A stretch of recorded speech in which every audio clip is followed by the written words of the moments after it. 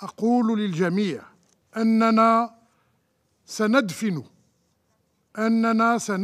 شهدائنا هذا المساء برفح، بغزة، بكل فلسطين، وأن الجزائر ستعود غداً باسم الأمة العربية وباسم الأمة الإسلامية وباسم أحرار العالم، ومعنا أرواح الآلاف من الأبرياء التي أزهقها المحتل الإسرائيلي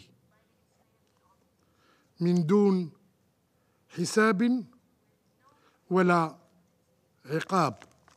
ستعود الجزائر لتدق أبواب مجلس الأمن مرة أخرى وتطالب بوقف حمام الدم في فلسطين، ولن نتوقف حتى يتحمل هذا المجلس كامل مسؤولياته